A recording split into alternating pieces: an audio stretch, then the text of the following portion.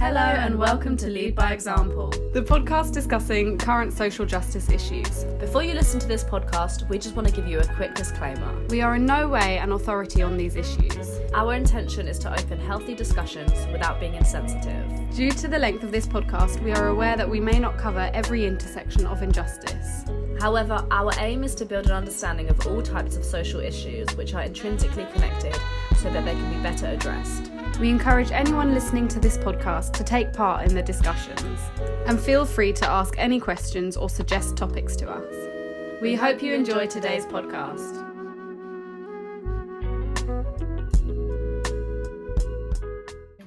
Welcome back, darling. This episode is hopefully going to be a quick one. It's not going to be like too much of discussing our own experiences or the things that we know about something. It's going to be like a very concise, hopefully, explanation, definition. That's it. So if you didn't see our last ones on reflecting on white privilege, how dare you? You are not a fan. Chloe Ribeiro. Then that might be like a good precursor to this, but then also you don't have to, do whatever you want. I don't care.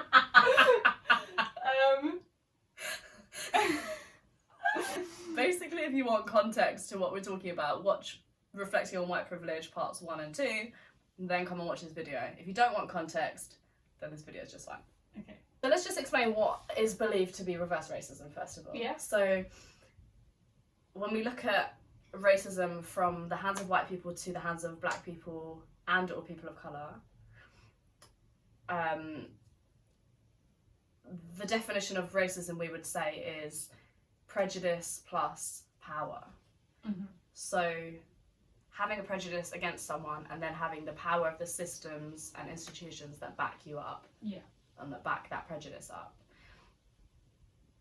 So the myth of reverse racism is that by referring to the race of white people, you are being racist towards them. So if it's prejudice towards them, if it's stereotypes, if it's like a negative, what's the word, like racial slurs, I guess, or like mistreatment based on their race. Yeah.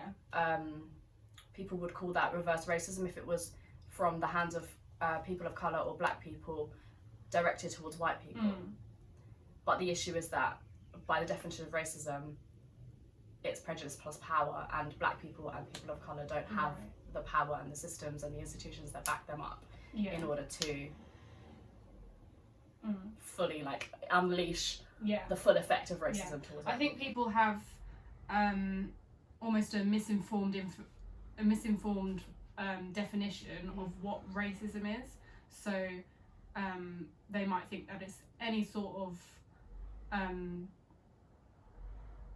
negative connotation towards someone's race, which is racial prejudice. Yeah. And that's different to what racism is because it's not backed up by that system of power, which you obviously said. And the other issue with it is often used as an argument kind of against the existence of, racism towards black people and people of colour. It's often used as, oh well, white people experience racism too. I get told white people can't dance, I get called this name, that name. And it's, understanding the difference between that and understanding that that is not actually racism compared to as much as it is, racial prejudice. Yeah, and I think, is this the right time to bring this up? I don't know. If people are bringing up that as a defence against racism towards black people, then I think it's important that we investigate or evaluate the reason why you feel the need to bring that up, almost as a defence to that point. Like, are you doing that to derail the conversation about the issue at hand? Or is that your white fragility kind of showing itself again. We spoke about that in the last one, and it can come in all forms, and defensiveness is like a huge way that it presents itself. And often I think people grasp onto different concepts that they hear about because it doesn't play them, or in their minds it doesn't play them up to be as much of a villain. I think we've got a big issue of, if I'm a white person, I'm seen as a villain, so I have to rid myself of like any of this shame or guilt, in which case, if that's what you're thinking, you've got totally the wrong end of the stick, and it needs unraveling more. But yeah, it's difficult because I know that, like, from my personal, the way that I treat this sort of subject, and I don't know about you, but I'm definitely very like attacking in terms of if you say something that is slightly like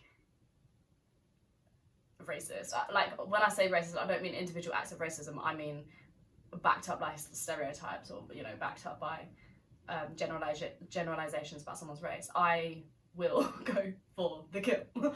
And so I think sometimes my downfall then would be people feel like they have to defend themselves. People get defensive because we are, like, I personally am very attacking in terms of those little tiny microaggressions.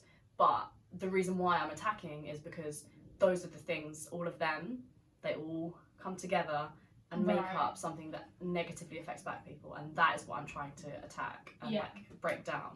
And so that might come across as like I'm trying to attack you, but actually what I'm trying to do is attack the symptoms and the root of the issues that we've been fed and that we've taken in and taken on as part of the system.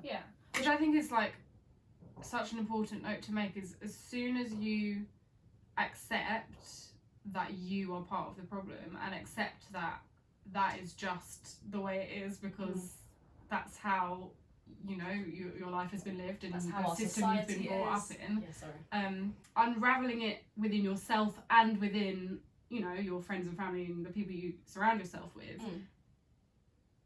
it doesn't become less uncomfortable, but it comes easier because you've accepted in yourself. So that immediately that defense system is a lot lower, and you're able to unpack it without feeling exempt from it. And it also makes it more acceptable for you to understand that you are going to get it wrong still, and that you are going to make mistakes, and that you do still harm people. And how to unpack that and accept that and acknowledge that when you do. It doesn't mean that you're a bad person. It doesn't mean that you are, I'm going to use a really bad analogy here, but like a Trump supporter. It doesn't mean that you're a racist, bigot, like, and all of these things, like, but it just means that you are a product of a system.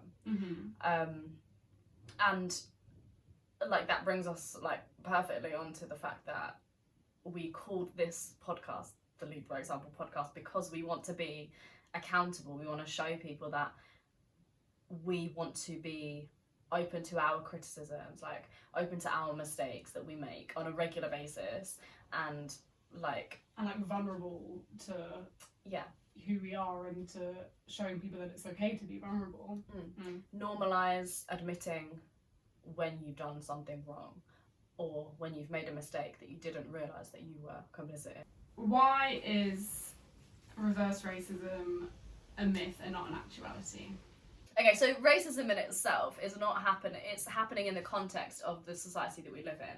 So it's important to take into account that we live right now in 2020, and important to take into account the history that has happened over the past few hundreds of years, and also ancient history, and also the fact that we live in Western society. We live in the UK, which is a different society to the one in America, and to the one in Europe, and to the one in Africa. So it's important to take into context, like when we're talking about like racism. So it's not something that happens in a vacuum on its own. It's something that is a product of the society that we live in and the culture we live in. So if we lived in a different world somewhere, then maybe there will be a different answer to this. But like, that's what I'm trying to say. It's important to take into the context, because there's a great quote here, that we should not confuse the occasional mistreatment experienced by whites at the hands of people of colour with the systematic and institutionalized mistreatment experienced by people of colour at the hands of whites. So like we were saying, racism is prejudice plus power, the same power that we benefit from and that we can use behind us, only reinforces those stereotypes and generalizations and prejudice that we have against black people. So for example, if a black person makes a prejudice slur against a white person, like white people can't dance, that person might feel upset about that, which is they're entitled to feel upset about, of course, like in any sense of like being insulted or having like a negative stereotype applied to you. Yeah, of course you're like, that's upsetting, but that person does not then have to worry about that affecting their everyday life, their place of work, their ability to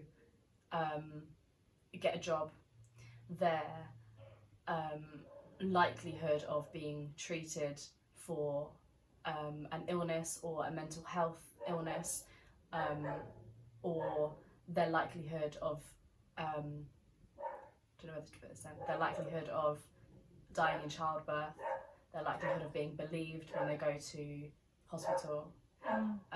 All of those things are not being affected by that slur. Shut up! That was rude. Whereas when a white person makes an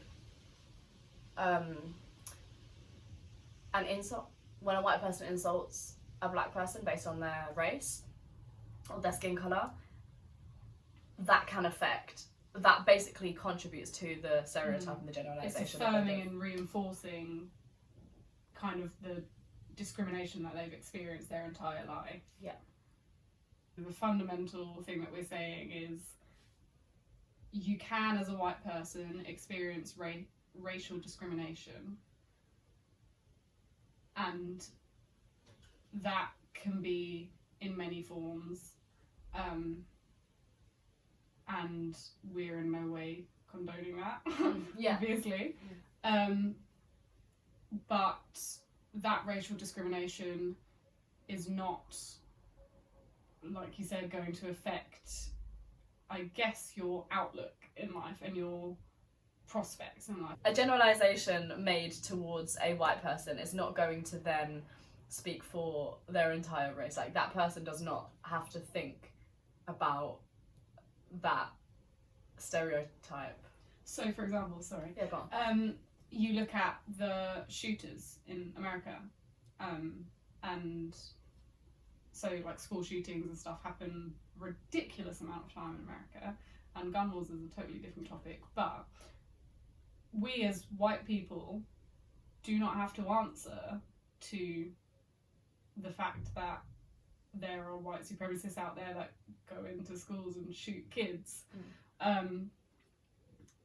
And like, we shouldn't have to answer to that, and we don't. But you get an attack like that, and also that person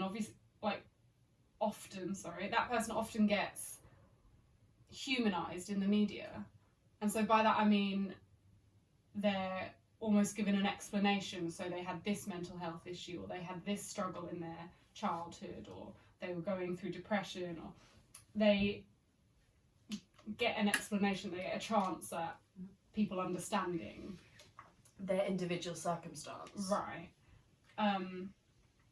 Whereas you look at any kind of attack from a person of colour pretty much anywhere, and you hear words like what's the word I'm looking for? Terrorist. That's Yes. what I'm looking for. You hear words like terrorist, or thug, and it's just, yeah, and then, you know, people of that race often get asked questions about it or get interrogated about something that has absolutely nothing to do with them. I don't know where I was going with that. No, you're kind of off of something you said, but... So I think, like, maybe we should briefly touch on the fact that when we talk about, like, Black Power or Black Lives Matter or Black History Month or Black Entertainment Television, those things aren't racist towards white people. Yeah. I think it might be something it's laughable, but yes. I mean, when I think of things like that and people arguing against it, I think, like, what I want to say to them is everything else, just put white in front of, because that's pretty much what everything else is catering to. White BBC, white ITV, like, it's white history year. Yeah. Like, it's all White Lives Matter. Like, it is all the white. standard and the default is white. Right. So outside of that, that's why we have to specify Black History Month. Like, obviously you have to specify Black History Month because the entirety of the mainstream history curriculum is white. Yeah. Whitewashed, white focused, white centered. But and also, you wouldn't have to specify Black History Month if it was inclusive. Right. While expressions of racial prejudice directed at white people may hurt the white person or people individually or personally and are never to be condoned, they do not have the power or authority to affect the white person's social, economic, political location and privileges. Okay. That's our whole podcast. episode. Let's cut everything above that one sentence and send it out. 5-second podcast. So we've probably just confused people more. It's a very confusing subject, okay? But for the few of you that have understood this far, I hope it's kind of helped in unpacking the term reverse racism a little bit from when we used it in the previous podcast. We are going to leave a few links in the description box that hopefully will kind of help explain it a little bit better than we have. Some articles that kind of get to the root of what reverse racism is and why it isn't a thing and it doesn't make sense. So read them. Yeah.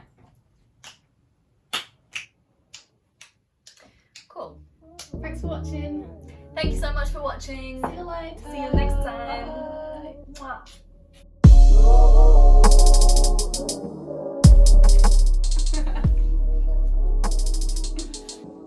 Then I just had to talk over you. I have this lead, you know. I'm like, oh, whatever. Lily's talking again. Right, let me talk.